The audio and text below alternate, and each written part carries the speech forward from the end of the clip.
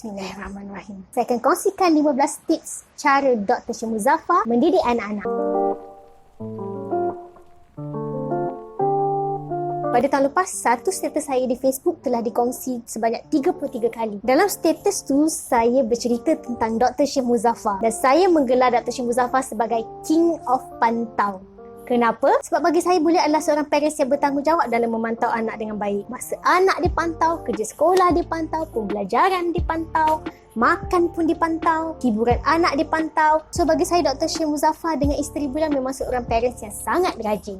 Kalau saya down, memang beliau adalah idola. Walaupun beliau seorang doktor, Insta famous, duta produk, tapi beliau sentiasa ada masa untuk anak-anak beliau. Dan setiap apa yang bakal masuk ke otak anak beliau akan melalui tapisan. Nampak je Dr. Muzaffar ni strict, tapi kalau di dalam menyayangi anak-anak, beliau memang A. Bercakap lagi soal pantau, beliau ni nak beri handphone kepada anak pun, beliau beri yang betul-betul basic untuk anak buat call dan message. Tak ada peluang langsung untuk anak-anak beliau pakai TikTok atau Bigo. Bercakap soal ini, sebenarnya nak jadi sporting sebenarnya tak salah pun. Tapi kita perlu fikir panjang sedikit kalau nak membuka ruang sporting untuk anak-anak. Yelah, kita tak nak sporting kita tu nanti membuka jalan untuk anak-anak tu terlibat dalam masalah-masalah seperti masalah sosial, masalah akidah dan akhlak. Tak kira apa alasan sekalipun, sebenarnya telefon pintar tidak wajar untuk dijadikan pendamping anak-anak kita. Kalau boleh, sebagai ibu bapa yang misali, kita elakkan daripada anak-anak kita daripada terlampau banyak berdedah dengan handphone dan gadget. Dan bila anak ada masalah, kita lah sepatutnya jadi orang yang pertama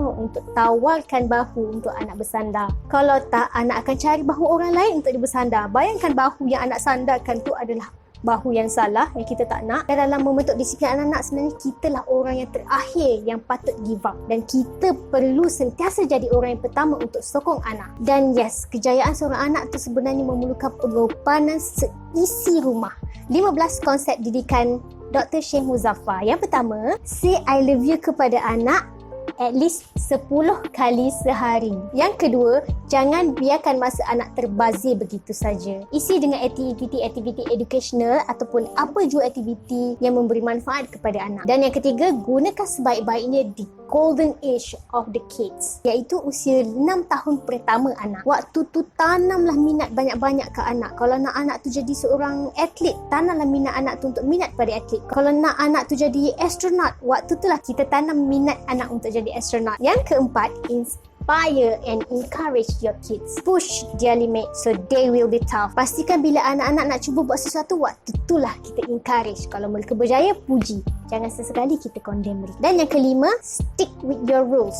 Kita boleh jadi penyayang, tapi dalam masa yang sama kita perlu tegas bila dibuat peraturan dan akhlak. Yang keenam, expose anak dengan pelbagai aktiviti. Aktiviti-aktiviti ini boleh membantu anak membina experience yang hebat dan membentuk kepribadian mereka. Kalau boleh, cubalah expose mereka dengan kerja-kerja kebajikan. Yang ketujuh, sebenarnya kanak-kanak ni sukakan rutin. Jadi ciptalah rutin untuk mereka. Yang ke-8, children will never get tired. Tak percaya, tengok anak-anak korang tu tak berhenti main kan? So gunakan sebaik-baiknya masa yang ada untuk mereka penuhi dengan pelbagai aktiviti. Yang ke-9, communicate.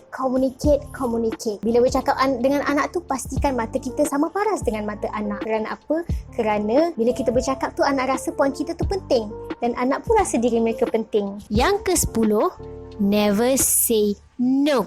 It's one-way communication.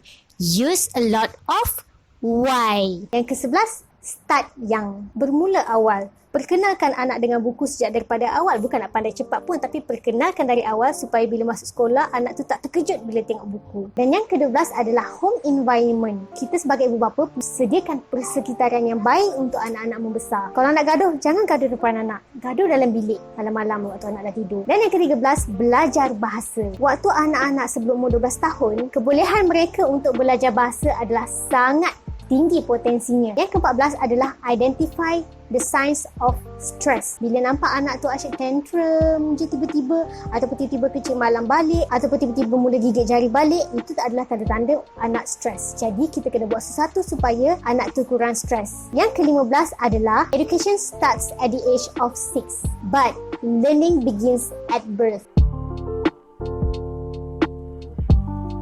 Jangan lupa subscribe ya channel Mama